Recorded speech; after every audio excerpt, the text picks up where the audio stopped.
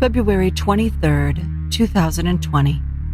Sarah Boone was having a good day at her apartment in Winter Park, Florida.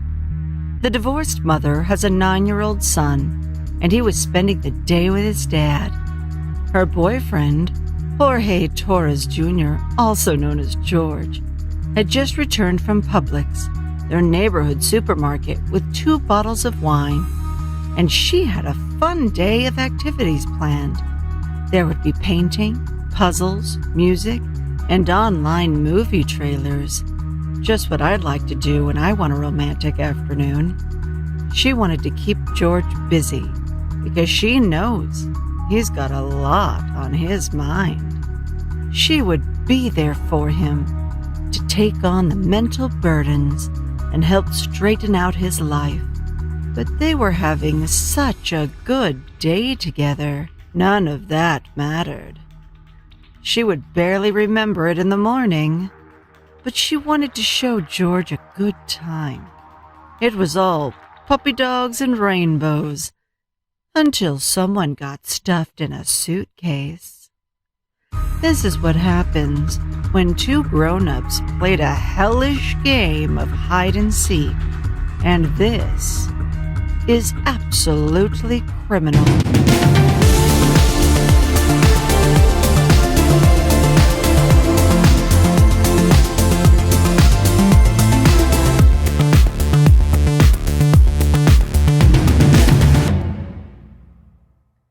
Sarah and George lived at this apartment in Winter Park, a central Florida city about 8 miles from Orlando. Their relationship had been strained, at least since 2018. In July of that year, they were both arrested for battery by strangulation, following a boozy post-bar brawl in their home. It seems that earlier in the evening, Sarah had asked a stranger for a cigarette. That's all it took to arouse George's jealousy, and he took it out on her when he got home. According to the arrest affidavit from that incident, Sarah gave it right back to him. We won't sugarcoat it. George had a past, but he was loved by his family and left behind 2 daughters and a son of his own. Besides, nobody deserves to die like George did. He was doubled over inside a suitcase, unable to escape or fully expand his lungs. His calls for help were callously rebuffed by a sloppily drunk Sarah Boone, who was standing, but just barely, only feet away. On and off for at least 11 minutes, she staggered and swayed, taunting George in a slurred stream of insults and F-bombs. Orange County authorities allege the mid-Florida mom zipped her longtime lover inside her luggage and documented the deed. Sarah! Stupid. Sarah! That's my name. Don't wear it up. Sarah, I can't fucking breathe, babe. Seriously. Yeah, that's when you do when you choke me. Sarah. Sarah.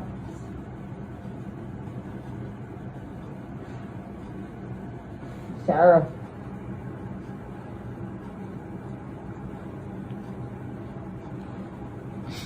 Sarah, I can't breathe, babe. That's on you. Sarah, I can't breathe. It's on you. Sarah.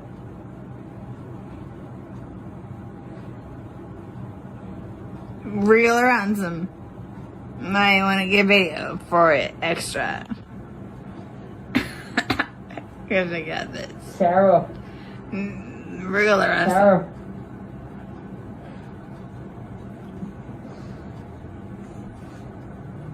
Sarah, I can't breathe, babe. Oh. That's what I feel like when you ching on me. Sarah. I Fuck can't you. fucking breathe, Sarah. Yeah. You should probably shut the fuck up. Sarah.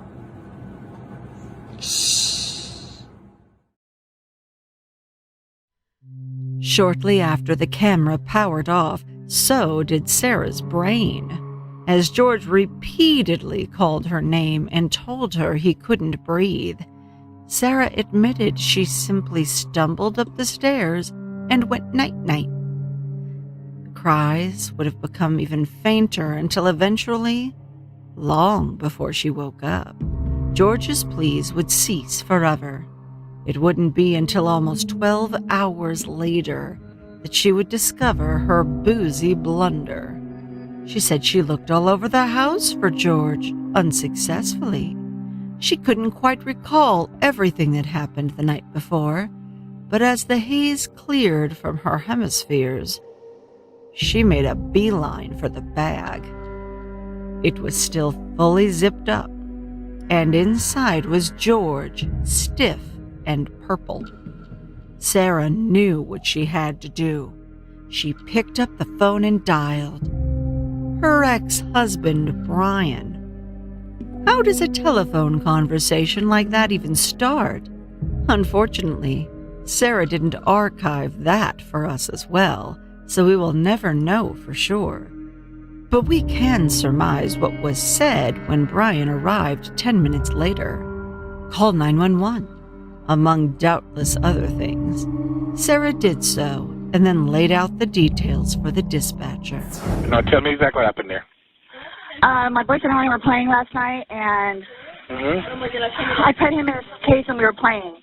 And like kind of hide and seek kind of thing. So I fell asleep, and I woke up, and he was dead in the suitcase, so I don't know what happened. I don't know what happened. Like, he has, like, blood coming out of his mouth, and I don't know if, like, he had, like, an aneurysm or what happened. Right, okay, all right, okay. Listen, we're getting help out there, too.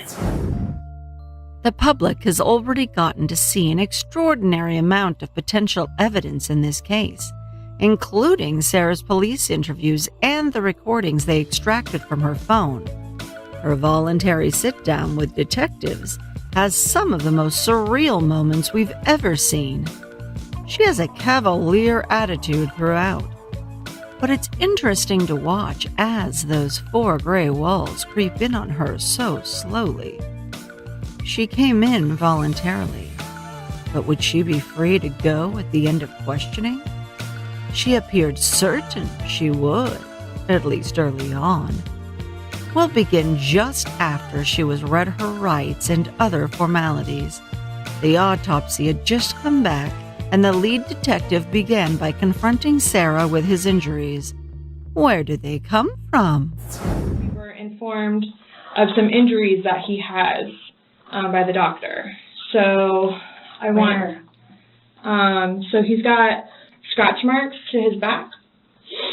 I know what that's from. Okay. And it's called a contusion. Do you know what a contusion is? So, like, basically you're getting hit, and then, you get a mark from it.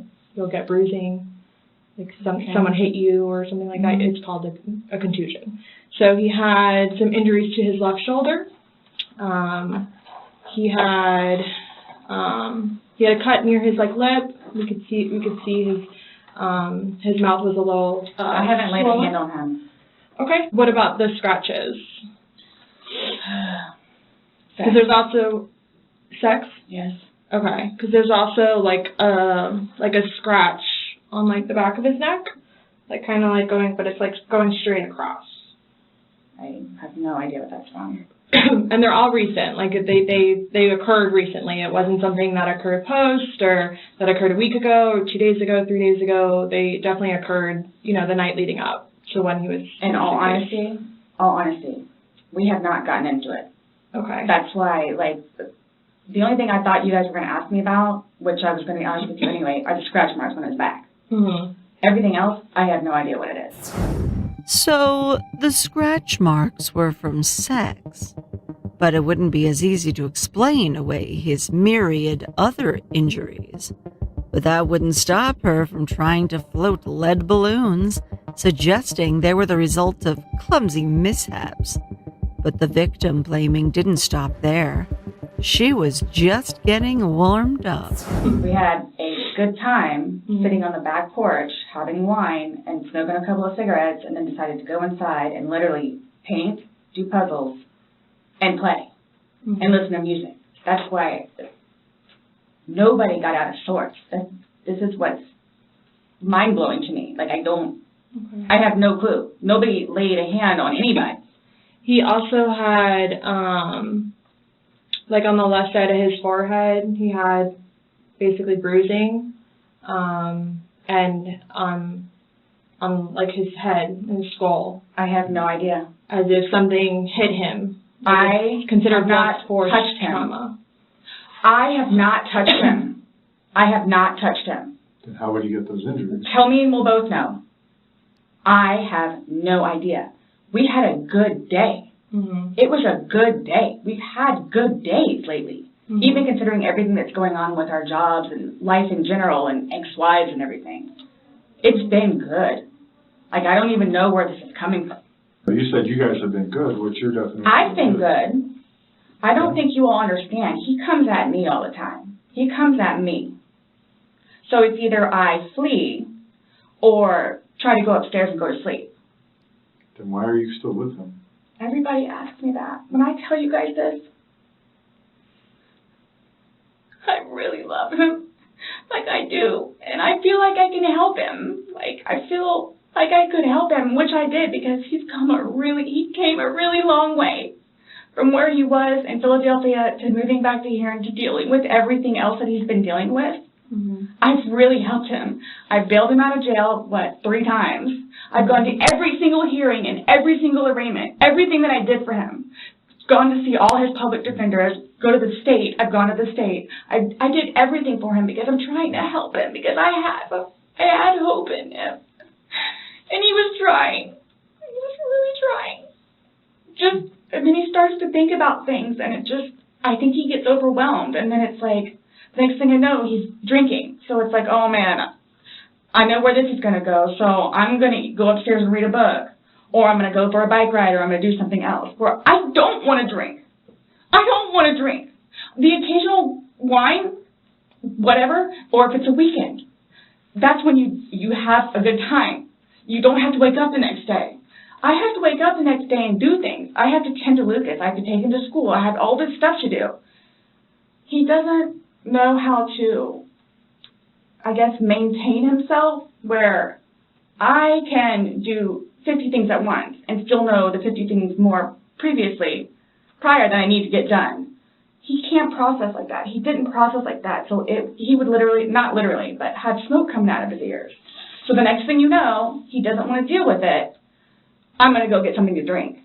So the majority of the time, I would hang out outside or do something else because I don't want to drink. Well, yesterday you made it sound like you guys were just drinking like a glass or two. Like, yeah, you obviously had the bottle, but you told me on recording like that you were not drunk. He was not drunk. You guys were having a good time. I can't get drunk. Number one, I do not want to get drunk. I don't like being non-compos mentis, having my wits about myself. I don't like feeling out of control. Well, thank God Sarah was so dedicated to her sobriety and maintaining her boyfriend. She said she didn't like to be non-compos mentis, a fancy and pretentious way of saying batshit crazy. She had put aside all her selfish desires and toiled for his well-being. This is pretty much the same thing Kim Jong-un tells the oppressed North Korean people. And she went on. I'm just saying, you're making it sound like he's a raging alcoholic today, and yesterday I was kind of asking you those questions, and you're like a little defensive, like, no, we're not alcoholics. I'm not. We are not, But you guys were both sober on Sunday, to your knowledge, because when I said you went and passed out, you were like, no, I didn't pass out, I just fell asleep. So now it's kind of like, what is it? Were you guys drinking and it got out of hand and it got physical? No. Or is it... Sunday was one of the better days that we have had in quite some time.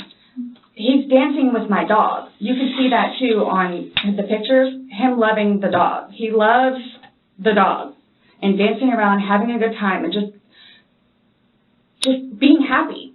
Kind of thing. Nobody knew George better than I did. I say that I knew George better than himself. And I tried in every way, shape, and form. Ask everyone. I helped him. I took care of him. I mean, is there any chance it got to be too much for you and you couldn't handle taking care of him and I never stopped. trying to... I never stopped. That's what I'm here for. I never stopped. I'm here now because I'm still trying to help him. Yeah, we just don't, I mean, it's unexplainable how he got these injuries, and I have no idea. you were the only one with him.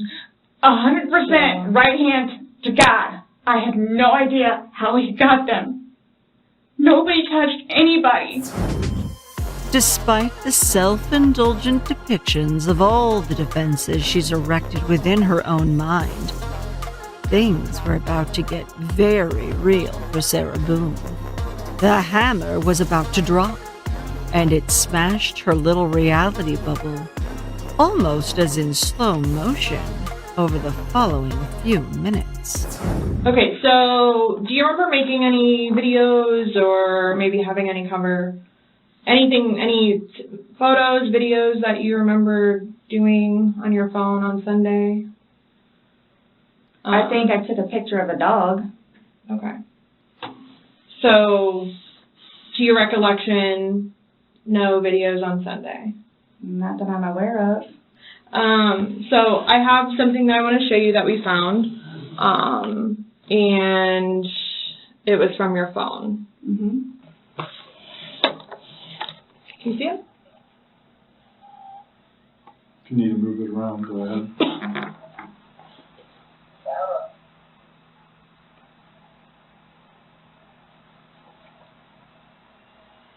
No, I don't remember that. For everything you've done to me. Sarah. That's my name. Don't wear it out. Sarah, I can't fucking breathe, babe. Do I have to watch this? I continuously throw up. I don't sleep. I don't want to see it, if that's okay. Well, it's on your phone, and you can either explain it or we take it for what it is. Yeah. We're just trying to give you the opportunity to tell us what's going on. That's it.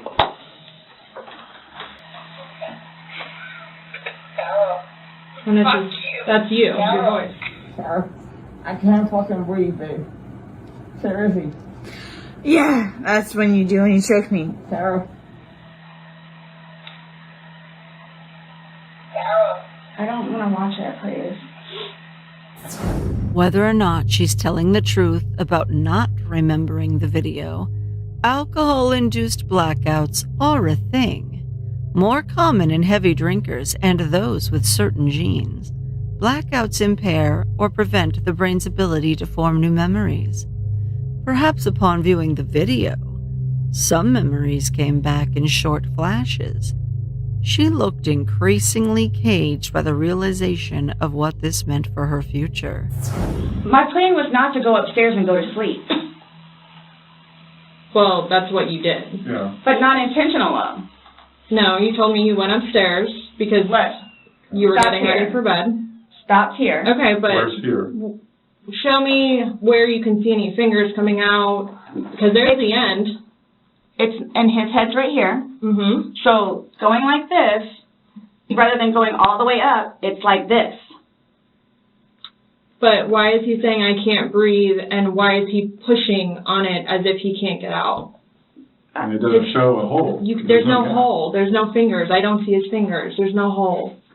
I don't know what you want me to tell you. I don't know, what you want me to tell you. I'm just showing you. I'm just telling you what we see and what we've heard from the other video. I understand. He's begging for you to let him out. You're laughing in the beginning, and then in the end, it sounds kind of like a... No, it's not malicious. Well, saying fuck you. It's not malicious. Over the next hour, she was grilled over and over, brutally confronted with her transgressions. She simultaneously claimed she was sober as a judge and too drunk to know what might happen. She never did settle on one or the other. Over the next few moments, the detectives were absolutely savage. as they chipped away at one excuse after another, but they were nowhere near as cold as Sarah's heart appeared that night. My intention was not to leave him in there. Please understand that. My intention was not to leave him in there. But you went upstairs thinking that he could get himself out, but the video shows That's at no point can I see his fingers. He'll be up here any minute. And then 30 minutes later, he didn't show. And he's telling you And I he didn't can't wake breathe. up. Do you think not he's able to get out. joking? You told me he was laughing, and We were before. The video, there's no When we laughing. first got in there, both of us were. So how long was he in there for? Like, this video is at 11:12 when it starts, so was he in there for like a long time prior to you recording this? No. No.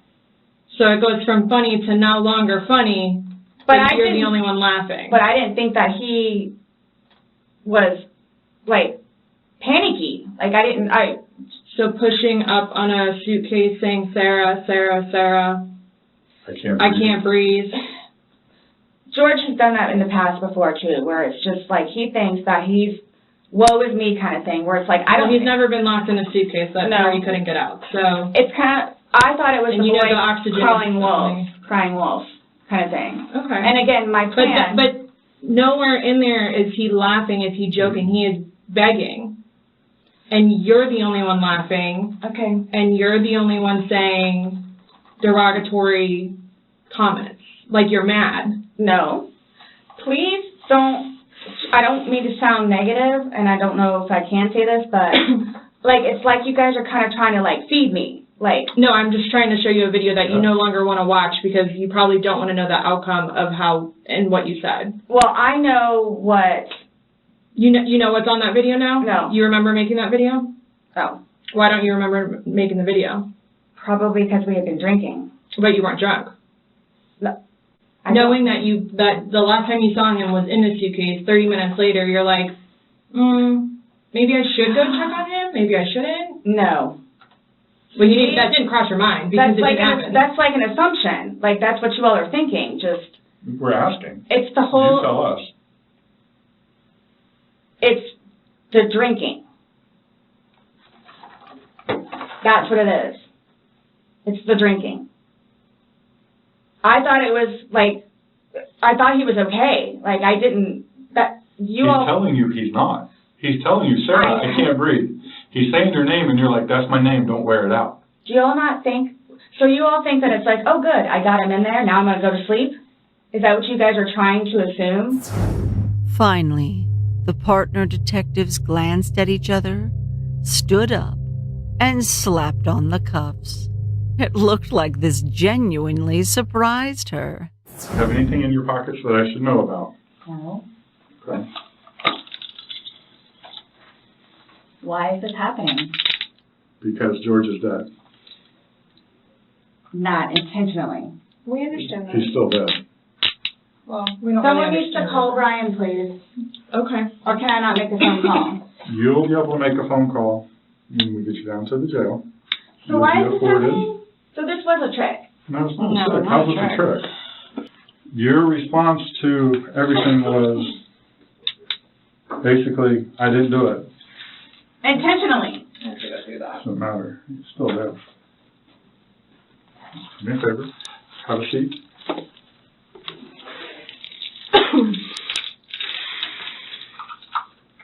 Really, guys? Really? So if I didn't show up. Why is this happening? Because before you all said I could leave. That I was done after that. We were done, yes. We were done.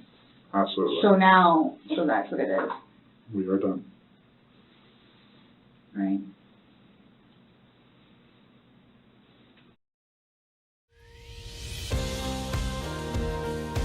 As of the release of this episode, it will be about 2 weeks before the 2-year anniversary of the suffocating death of Jorge Torres Jr.